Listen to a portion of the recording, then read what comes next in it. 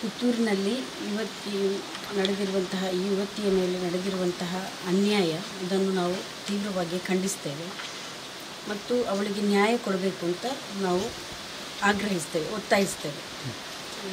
ಇಲ್ಲಿ ನಾವು ನೋಡೋದಾದರೆ ಬೇಟಿ ಬಚಾವೋ ಬೇಟಿ ಪಢಾವೋ ಅಂತೆಲ್ಲ ಹೇಳ್ತಾರೆ. ಆದರೆ ಮಹಿಳೆಗೆ ಅನ್ಯಾಯ ಆದಾಗ ಅವರು ಯಾರು ಪ್ರಭಾವಿಗಳಿದ್ದಾರೆ ಅವರ ಸಪೋರ್ಟಾಗಿ ನಿಲ್ತಾರೆ, ಅವರಿಗೆ ಬೆಂಬಲವಾಗಿ ನಿಲ್ತಾರೆ.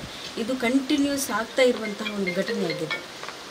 ಅದು ವಿವಿಧ ಸಂದರ್ಭಗಳಲ್ಲಿ ನಾವು ಅದನ್ನು ಬಹಳ ಖಾತ್ರಿಪಡಿಸಿದ್ದೆವು, ಇದು ಹೀಗೆ ಮುಂದುವರಿಯುತ್ತದೆ ಅಂತ.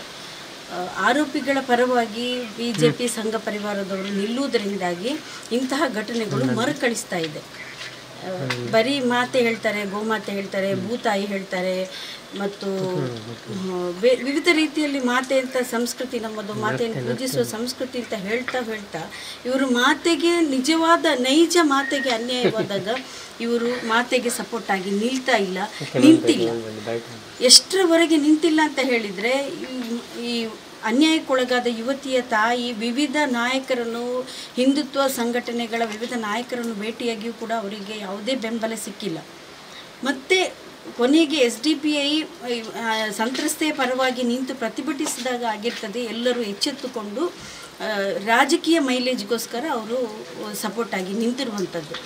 ಇದು ನಾನು ಹೇಳ್ತಾ ಇರುವುದು, ಇದು ಓರ್ವ ಮಹಿಳೆಗಾದ ಅನ್ಯಾಯ, ಅದು ಎಲ್ಲ ಮಹಿಳೆಗಾದ ಅನ್ಯಾಯ ಆಗಿರ್ತದೆ. ಅಲ್ಲಿ ಜಾತಿ, ಧರ್ಮ ಅಥವಾ ಮೇಲ್ವರ್ಗ, ತಳವರ್ಗ ಅಂತಹ ಯಾವುದೇ ವ್ಯತ್ಯಾಸ ಇಲ್ಲ.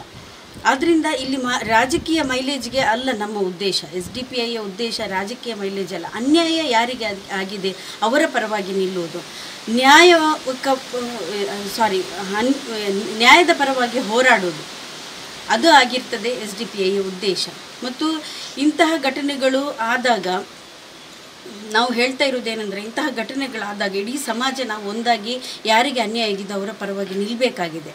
ನಾನು ಎಲ್ಲ ನಮ್ಮ ಸಾಮಾಜಿಕ ಇಲ್ಲಿ ಪ್ರಜ್ಞಾವಂತ ವ್ಯಕ್ತಿಗಳಿಗೆ, ಪ್ರಜ್ಞಾವಂತರಿಗೆ ನಾನು ಕರೆ ನೀಡುವುದು ಅದೇ ಆಗಿರ್ತದೆ.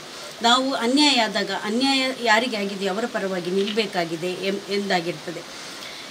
ಯಾಕೆಂದರೆ ನಾವಿಲ್ಲಿ ಗಮನಿಸುವಾಗ ನಮಗೆ ಅರ್ಥ ಆಗೋದೇನೆಂದರೆ, ಇಲ್ಲಿ ಬ್ರಾಹ್ಮಣ್ಯವನ್ನು ಸಂರಕ್ಷಿಸುವುದಕ್ಕೋಸ್ಕರ ಸಂಘ ಪರಿವಾರ ಕೆಲಸ ಮಾಡ್ತಾ ಇದೆ, BJP ಸಂಘ ಪರಿವಾರ.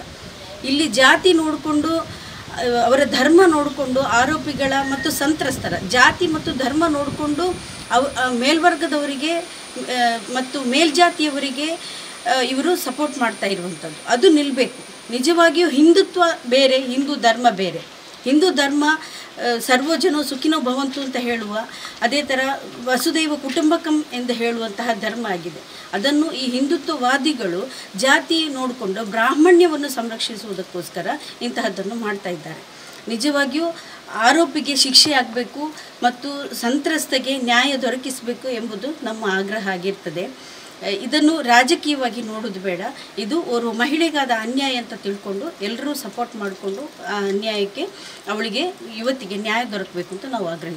ಈ ಘಟನೆ ಬೆಳಗ್ಗೆ ಬಂದಾಗ ಇವರು ಸಂತ್ರಸ್ತೆ ಕೇಸ್ ದಾಖಲು ಮಾಡಲಿಕ್ಕೆ ಹೋಗುವಾಗ ಇಲ್ಲಿ MLA ಹೋಗಿ ಅದನ್ನು ತಡೆಯುವಂಥ ಪ್ರಯತ್ನ ಮಾಡ್ತಾರೆ, ಅದ್ರ ಬಗ್ಗೆ ಏನಾಗುತ್ತೆ? ಅಂದರೆ MLA ಈಗಿನ MLA ಅವರು ಕೂಡ BJPಯಿಂದಲೇ ಬೆಳೆದು ಬಂದವರು. ಅವರಿಗೂ ಕೂಡ ಅದೇ ಸಂಸ್ಕೃತಿ ಇರುವುದು. ಅಂದರೆ ಇಲ್ಲಿ ಮನುಸ್ಮೃತಿಯನ್ನು ಜಾರಿಗೊಳಿಸುವುದಕ್ಕಾಗಿ ಎಲ್ಲರೂ ಶ್ರಮಿಸ್ತಾ ಇರುವಂಥದ್ದು. ಮನುಸ್ಮೃತಿಯಲ್ಲಿ ಮಹಿಳೆಗೆ ಯಾವುದೇ ಸ್ವಾತಂತ್ರ್ಯ ಇಲ್ಲ, ಅಧಿಕಾರ ಇಲ್ಲ, ಹಕ್ಕು ಇಲ್ಲ, 2ನೇ ದರ್ಜೆಯೊಳಗೆ ಜೀವಿಸಬೇಕು. ಅಂಥದ್ರಲ್ಲಿ ಅದೇ ಒಂದು ಸಂಸ್ಕೃತಿ ಬೆಳೆದು ಬಂದವರಾಗಿರೋದ್ರಿಂದ ಅವರು ಹಾಗೆ ಹೇಳಿದ್ದಾರೆ. ಅವರು ಅದನ್ನು ಹಿಂಪಡೆಯೋದಕ್ಕೆ, ಕೇಸ್ ಹಿಂಪಡೆಯೋದಕ್ಕೆ ಸಪೋರ್ಟ್ ಮಾಡಿದ್ದಾರೆ. ಮತ್ತು ಆ ಒಂದು ಒತ್ತಡದ ಮೇರೆಗೆ ಅಥವಾ ಒಂದು ಆಶಾವಾದದಿಂದ ಇವರು ಅದನ್ನು ಹಿಂಪಡೆದಿದ್ದಾರೆ. ಸಂತ್ರಸ್ತೆಯ ತಾಯಿಯ ಜೊತೆ ಮಾತಾಡಿದಾಗ ಅವರ ಮನದಾಳದ ಮಾತನ್ನು ಹೇಳಿರುವುದೇನೆಂದರೆ, DNA ಟೆಸ್ಟ್ ಬಗ್ಗೆ ಅವರಿಗೆ ಇನ್ನೂ ಕೂಡ ಆತಂಕ ಇದೆ. ಅದು ಸರ್ಕಾರಿ ಇದರಲ್ಲಿ ಇಲಾಖೆಯಲ್ಲಿ ನಡೆಯುವ DNA ತನಿಖೆಯಲ್ಲಿ ಅಲ್ಲೂ ಕೂಡ ಹಗರಣಗಳಾಗುವ ಚಾನ್ಸಸ್ಗಳಿದೆ ಪ್ರಭಾವಿಗಳಾಗಿರೋದ್ರಿಂದ. ಆದ್ದರಿಂದ ಆ ಒಂದು ನಿಟ್ಟಿನಲ್ಲಿ ಅವರಿಗೆ ಇನ್ನಷ್ಟು ಖಾತ್ರಿ ಮತ್ತು ಇನ್ನಷ್ಟು ತೀವ್ರವಾದ ಒಂದು ನ್ಯಾಯದ ರೂಪದಲ್ಲಿ ಅವರಿಗೆ ಆ ತನಿಖೆಯನ್ನು ಕೂಡ ನಡೆಸಿಕೊಡಬೇಕು ಎಂದು ನಾವು ಒತ್ತಾಯಿಸ್ತೇವೆ. ಸುದ್ದಿ ಚಾನಲ್, ಕ್ಷಣ ಕ್ಷಣದ ಸುದ್ದಿಗಾಗಿ.